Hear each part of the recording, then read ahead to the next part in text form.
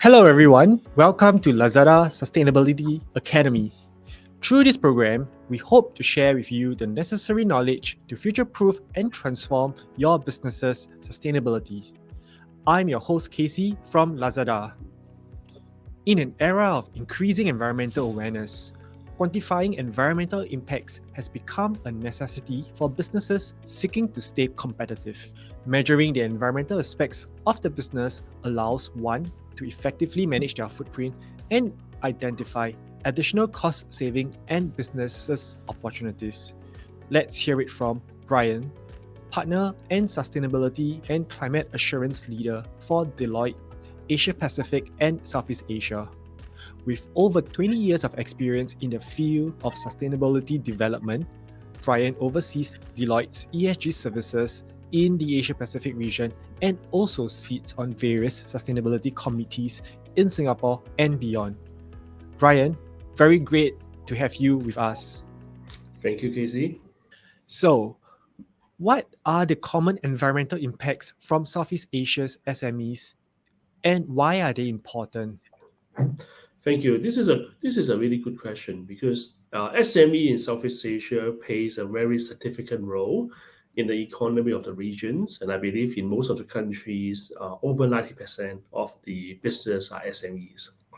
So, of course, they contribute to the economy by providing employment and also contributing to the GDP. But they also have relevant environmental impacts that need to be measured and mitigated as well. For example, I can give some examples. For example, air pollutions, which many SMEs engage in manufacturing and also production process that will release pollutants to the air, contributing to the air pollutions. Or besides from air pollutions, also water pollutions and water usage as well. As many of those, they will discharge wastewater into the water bodies, and they also consume significant amounts of water for their production process, contributing to the water stress in areas where water resources are scarce as well as waste generation and management. So, given that waste production is also an important and significant issues with inadequate disposal and also recycling practices as well. And of course, also the last one is regarding sort of the impact on energy consumption as well, which they use. Many of the SMEs, due to the lack of investment, they will often use energy inefficient technologies and also depends on fossil fuels. So these are common types of environmental impacts that we see SME are creating in their business process. But of course, this is also really important to measures by those SMEs as well, given that there are several reasons behind. First is we are seeing that environmental regulations are becoming more stringent in most of the Southeast Asian countries. So compliance with regulations will be first priorities for SMEs to looking at in order to survive and meet the legal requirements. So this is something that across the countries, many of the regulators are putting quite a lot of focuses on, and compliance can help companies to avoid legal responsibility and fines as well. And of course, also looking at market access and competitiveness, especially many SMEs, they are also the suppliers of global companies. Those international partners or even the general consumers in Southeast Asia, they are becoming more and more environmentally conscious. So SME will need to look at how to adhere to environmental standards and help them to have better access to the markets and also establish themselves as a responsible and competitive players as well. And then, of course, also looking at risk management, because environmental risk is actually one of the big one that many regulators are looking at. When we look at different types of the environmental risk, looking at climate, biodiversity, nature. So risk management will be another driving force for SMEs to look at how to minimize their environmental impacts. And of course, also looking at social license to operate, especially the local communities. They are expecting companies that operating in their local, in the regions, will need to engage in responsible environmental practice so that they can enhance their reputations and acceptance by the local communities and stakeholders. So we just talk about the compliance, legal compliance, market access, and also social license to operate. But eventually, it will come to a questions about the financial implications. Regarding everything, we come back to the costs. I mean, the operating costs of the companies in terms of looking at whether if they are not comply with the local laws and regulations, they may be fined by the government. If they are not managing the environmental impact, they may lost in the markets. So this is regarding how to look at the financial side of managing environmental risk, but environmental impact. But of course, we are also seeing that more and more financial institutions, especially the banks, when they do business with companies, when they give a loan to the companies, they are also assessing companies' performance on environmental management as well. So access to financing will be another very critical factors that companies will need to look at when they are talking about their environmental, minimizing or reducing their environmental impact as well. So these are all the driving force that we are seeing, no matter from the government, from the private sector, and from the clients of the SMEs, that will lead them to think about more and more about managing their environmental impact. Looking at something more specific, what metrics can SMEs selling consumer goods use to measure their environmental impacts? And how can they effectively track these metrics in their operations? Yeah, thanks, Casey. Yeah, this is a really important question because if you are not measuring what you need to manage, so you are not doing a good management, right? So quantifying environmental impact for SME in this sector, in the consumer goods sector, is crucial for sustainable operations as well as responsible business practices. So there are several common metrics that we are seeing companies are used to quantify environmental impacts and ways in which business can effectively track them. So regular monitoring and tracking are the important part. So what are the common environmental impact measures? I believe there are several ones that companies will need to look at. First, of course, we mentioned about pollutions, the greenhouse gas emissions, or carbon footprint of the companies when they operate their business will be one really important one to look at.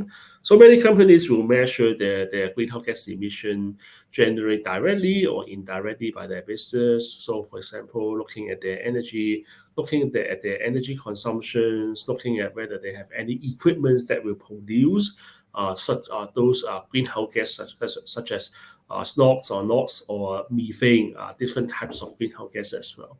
So carbon will be definitely the most important one that the market is looking at, especially when we talk about how we can tackle climate change together. But of course, also looking at other types of the matrix that will have some implication to the cost of companies as well, including, of course, energy consumptions, how you can quantify the amount of energy used in your productions or distribution of the goods. We do believe that there are numbers of ways that you can check your electricity bill, if you own your company vehicles, how much fuel you're consuming. So energy consumption will be another one, which on one hand makes sense to contribution to sustainability, but also makes sense to your managing your operating costs as well. And then, of course, also looking at water. I mean, the volume of water used in various process is another common matrix that companies are managing, especially in some industries that water usage is a critical one for the business process. And of course, also looking at some impact of waste generations, how much waste that companies are produce, including solid waste, hazardous waste, or even e-waste as well. And for some companies, they are also looking at some supply chain sustainability as well, given that they may not own their own factories, but if their supplying factories got into any problem of, for example, child labor, forced labor, even if the companies will also get into trouble. The company that sell the products that were being produced by those suppliers will also get into trouble. So we are also seeing some companies are managing their supply chain sustainability in terms of working hours, labor standards, health and safety issues of their suppliers as well. So there's a wide range of issues that companies will look at. I mean, on environmental impact, but also something beyond the environmental impacts as well. But of course, one questions that companies always ask is how to effectively track this matrix in their operations, given that somehow this is something maybe relatively new to many companies. So how to track that will be a very essential one. So as mentioned, the key is to look at how to regularly track and monitor. So in order to track and monitor, there are several steps that companies will can do in terms of looking at uh, checking that on a regular basis. First is to what are the standards and tools that companies can looking at. Many companies have started to implement the environmental management system, adopt standards or frameworks such as the ISO 14000 standards, and it can help to provide guidelines for checking and improving companies' performance as well. You don't necessarily need to get a certification for those standards, but you can make reference to those standards, make it as a part of your environmental management, make reference to some principles or how the way that you can do that, and the way that how other companies are doing that. I believe it will be something that will be really meaningful for you as a reference. And second, there are also quite a numbers of tools in the markets. You don't really need to look at some really fantastic, really comprehensive, really sophisticated one. Even as mentioned, many of the environmental impacts or matrix, you have access to those information. For example, when we talk about energy consumption, you look at your electricity bill, your gas bill, your water bill, how much fuel you consume. You have records, right? You pay the fuel bills, right? So all the information you have the relevant documents or records. So how to turn those records into your regular collections of those environmental informations. You can leverage different types of the tools, even Excel spreadsheet. It will be something that will be pretty easy to look at. But of course, if your business is more complicated, you have multiple locations, it will be good to also to look at to invest in some environmental management software, some cloud-based solutions as well, which there are quite a numbers of those available in the market, and the with a good price as well. Good is a pretty good bargain in the market as well, given that there are quite a numbers of startup in the market. And of course, eventually you want to ensure that your practices are in good shape. You want to showcase to your stakeholders that you have a good environmental management.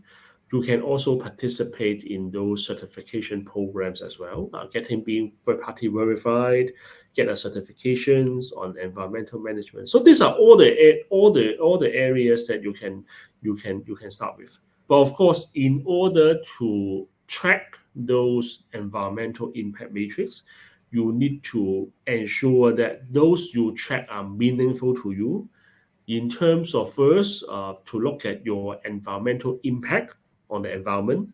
Second dimension is those matrix make sense to you as a business. If you are managing, I mean, the electricity consumption, energy consumption well, it also bring you benefit by reducing the operating cost. So you need to identify the matrix first, and then use different measures, different means, and then identify relevant data owners within your organization to do a regular checking and monitoring. So this is some hints that I would like to give for SME who want to start your journey to track your matrix. But more importantly, after getting those information, as a management, you also need to discuss and see what are the implications as well. So that you can have more chances for you to have further improvement on your environmental management. Thanks for the really great insights, Brian. So, what challenges do businesses, especially SMEs, face when quantifying environmental impacts, and how can they overcome them? Yeah, I believe there are 4 to 5 major challenges that we are seeing. The first one is, of course, always the limited resources for SMEs, financial resources, manpower, technical expertise, whether they can conduct such a comprehensive environmental impact assessment, right? So this is challenges we always see.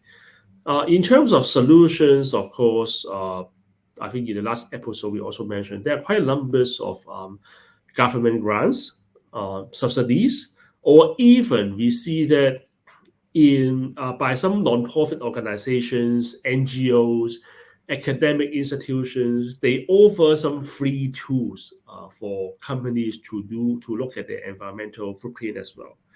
So leverage those grants or support or tools, free tools from those organizations, and then utilize a cost-effective and also user-friendly tools and software that designed for SMEs will be something that is important. But also look at how to train someone up in your organization so that you have someone to look at those issues on a regular basis.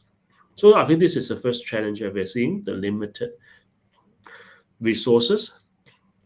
The second one is on data collection difficulties. Of course, depends on how complicated your organization is.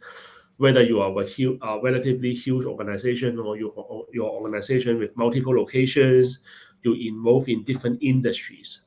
So some SMEs may find it difficult to collect accurate and reliable information on various environmental metrics. So in such case, what are the solutions? First is, of course, you look at your peers. What are they collecting at the moment in terms of sustainability data? And also to look at whether, also similar to the recommendations on limited resources, what are the available technologies that you can use to do a monitoring. And of course, if you have more resources and if you are in a built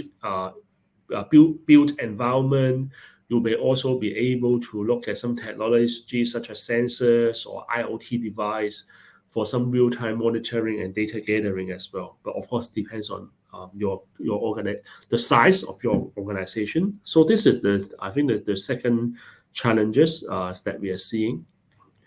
The third one, of course, is looking at whether there are incentive as well. I think lack of incentives is always a challenge for SMEs. Why they need to do such more monitoring and do the data collections. Right? Of course, we mentioned there are more and more stringent legal requirements, expectations from international buyers as well. But how to ensure that internally, they understand the incentives of doing so, given that many SME may not see the immediate financial benefits from investing in environmental impact measurements and mitigations.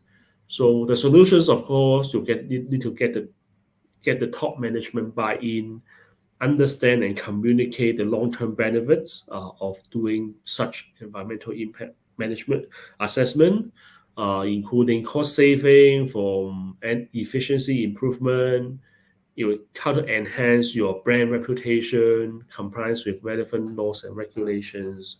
So this is more like a top-down approach to have the whole organization in understanding the kind of a landscape.